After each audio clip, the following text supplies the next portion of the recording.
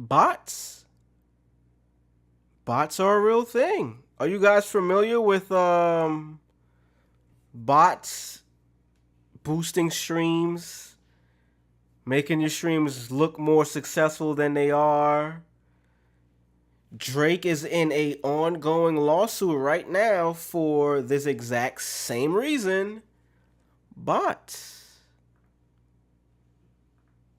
Let's take a look at this video right here. I'm not too sure who this content creator is, but let's take a look. On January 23rd of 2020, a tweet went live from a user named Carlemagne who said, French Montana is out here buying streams in a desperate attempt to turn his 3-month-old flop song into a hit. This was in reference to his song Writing on the Wall featuring Cardi B and Post Malone, which had been released about 3 months prior. The song charted when it first came out for 5 weeks, and then fell out of the top 200 on Spotify. Then it eventually re-entered the Spotify charts and also reached a new peak. But what was odd about this is that despite it hitting number 27 on the Spotify charts, it was way down at 1,192 on the Apple Music charts. Then Carlemagne searched the song on Twitter and saw a bunch of people on Twitter saying that their Spotify was hacked and was playing French Montana's song Writing on the Wall. The tweets about the hack Having your fucking Spotify hacked and playing a nigga song, how do you even find that out? Like, do you just pull your phone up and go to Spotify and French Montana song is playing?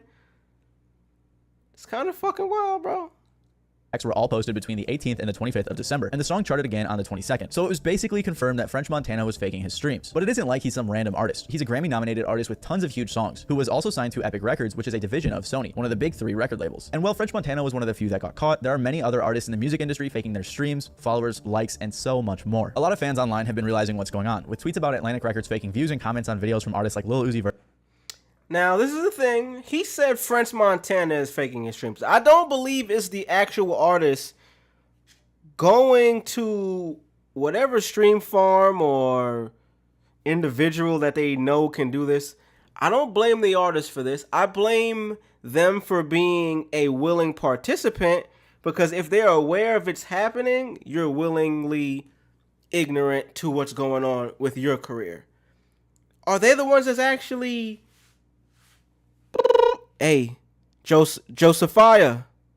Yeah, hit the button. I don't think they're doing it, but they're not telling them not to do it. Roddy Ricch, A Boogie with a Hoodie, and Don Tolliver. Clearly, this is a common occurrence in the music industry, and many artists other than the ones I listed are doing it. So join me today as we look into fake streams, the biggest scam in the music industry. In January, fake streams. Co-producer is gonna give you unique sounds. Oh, goddamn! See, we not doing the ad thing here. We not doing the ad thing. Fake streams, but I did just talk about how many streams does it take to get one album sale? 1,500, my nigga. That's crazy. Let's get back into it. January of this year, France's National Music Association, or however the hell you pronounce this, did a study that found that about 1 to 3% of streams in the country were fraudulent. The streaming service Deezer said that about 7% of the streams on their platform are also fake. A company named Beatdapp that makes software to detect fake streams for streaming services thinks that about 10% of all global streams are fraudulent. Even last year, the German Music Industry Association said they are focused on curbing streaming manipulation and streaming fraud, emphasizing the fact that they are a central concern for the music industry. The estimated amount of money stolen from artists by these fake streams is just mind-blowing, and I'm going to touch more on that later. So we know these huge statistics of people faking their streams, but who are the people that are actually doing it? Well, in the study done in France, they found the genre that had the most fraudulent streams was rap, which is understandable as it is the most popular genre in France and in many other countries as well. But given the previous estimates of up to 10% of all streams being faked, it's very likely that a lot of other genres also suffer from fake streams. I think most people interested in music or involved in the music industry know that a ton of small artists pay for plays on SoundCloud or streams on Spotify. It's pretty common and similar to how people buy views for their YouTube or bought their viewers on Twitch. I could just Google right now buy streams for SoundCloud and probably find a ton of websites willing to do this for me for relatively cheap. I'll touch more on why people do this later, but one obvious reason is to make people think that they're popping, which incites others to check them out. Here we go. We just talked about this earlier. Let me see if I can pull up my list again. I'm gonna pull up my Canva list, y'all. 1 second. Give me a second here. I'm gonna pull it up.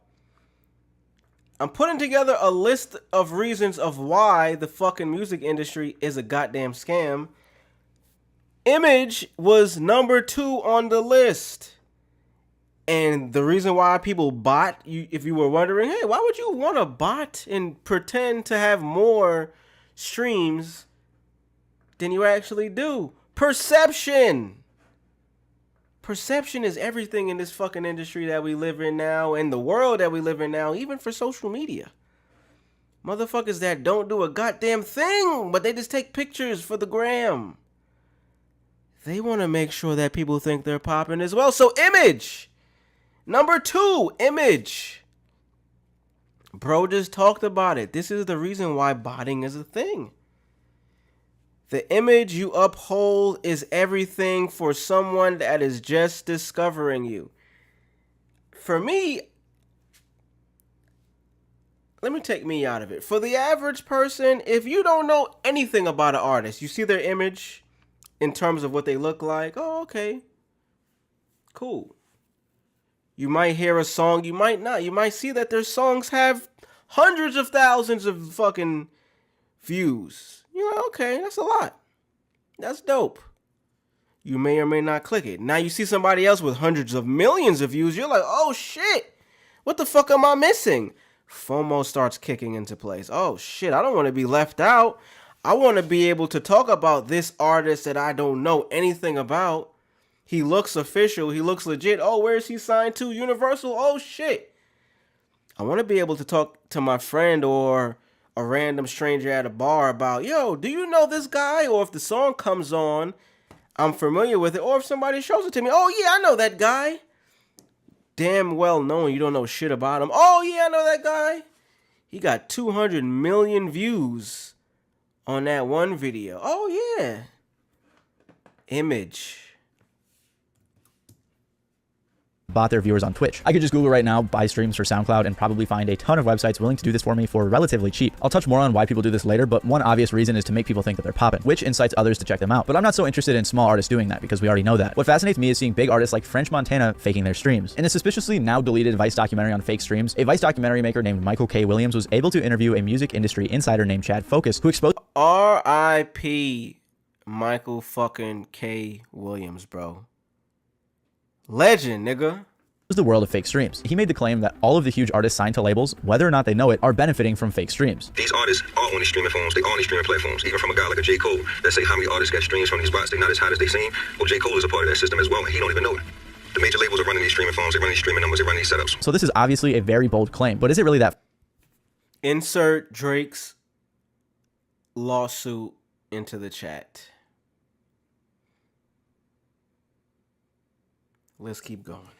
Far-fetched. Like I said earlier, we saw tweets with pictures showing off tons of big name artists that are signed to Atlantic Records with fake comments and likely fake views on their music videos as well. And Atlantic Records is under Warner Music Group, another one of the big three record labels. So far, we have seen artists under 2 of the 3 big record labels manipulating their streams. Interestingly enough, one of the people on Twitter who pointed out Don Toliver's comments, Bryce Fitz, and the guy who wrote the French Montana thread were both suspended on Twitter following their tweets, although Bryce did get his Twitter back. Another person that got caught up in a fake stream scandal was G-Eazy. In 2021, Rolling Stone posted an article Andrew called Schultz. Inside the Black Market, where artists can pay for millions of streams. The general director of the International Confederation of Music Publishers admitted in the article that there is a black market for pay-for-play. So in the expose, Rolling Stone mentioned that 2 CEOs of a management group called the Blueprint Group got into contact with someone named Joshua Mack. The Blueprint Group manages artists like G-Eazy, Lil Nas X, Trippie Redd, and plenty more. Rolling Stone was able to get the audio from the phone call, and one of G-Eazy's people said, "I want this to be big." Joshua Mack claimed that they can generate 200 million streams a month.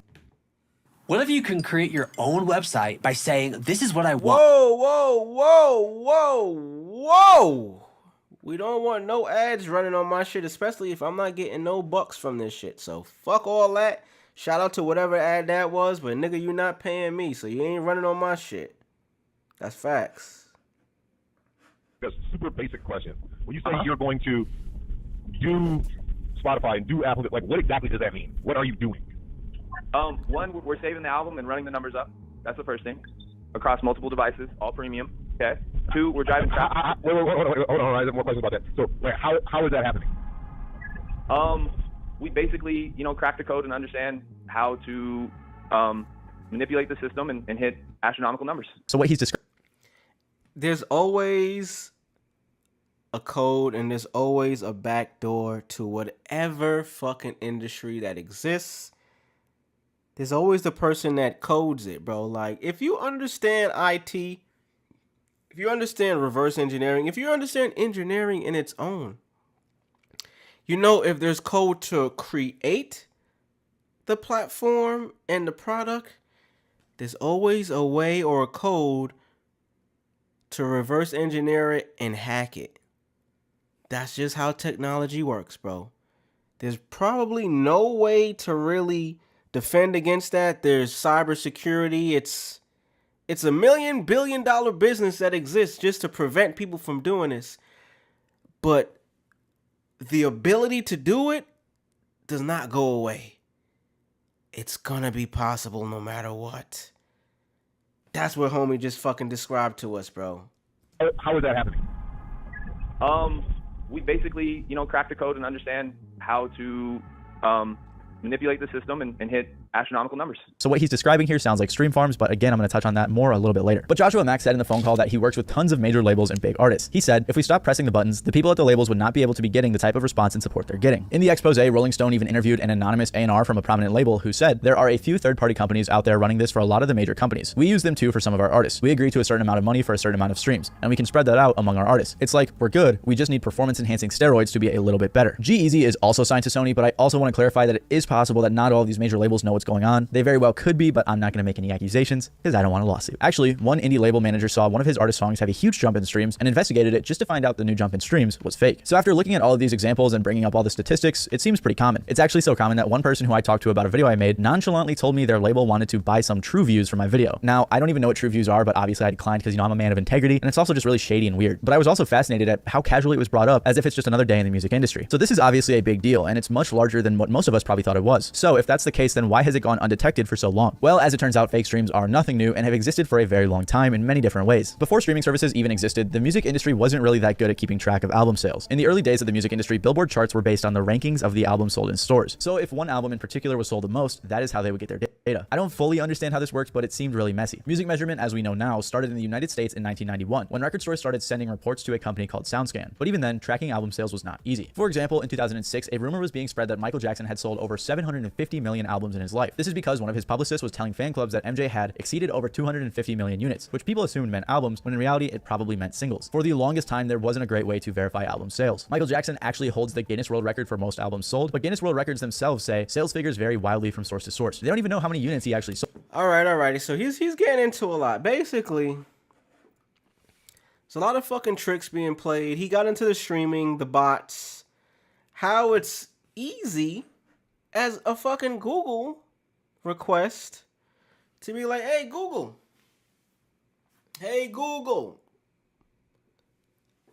I need to buy more streams. I want my shit to look legit. Apparently it's that easy. And it is that easy because I have witnessed artists that do it. It happened to me. Me not personally doing it, but people that I either was associated with, affiliated with, purchased streams to where I knew we weren't as popping, or I knew they weren't as popping. And then one day their streams go from this to this. And it's like, yo, bro, you excited at first for them, and then you like, yo, all right. Why is it not just translating into other aspects? Like, why are we only popping on YouTube, but like everywhere else, no one seems to know like anything about this? You start to wonder, and it's you know what I'm saying? But this is where the labels in the music industry comes into play once again. They have a business model behind this. So they can keep up the facade for as long as they need to. It don't have to end because like the contract ran out for the streaming farm you were using, or the website that whoever was using to get it botted. They can continuously run that bag up and continuously get the numbers that they need to uphold the image that they're trying to portray. And we bring it back to the main point about the music industry. It's about an image. It's about what you can portray to the average person. Hollywood and the music industry is all about portraying an image that it's larger than life. Instagram does that now. TikTok kind of does that.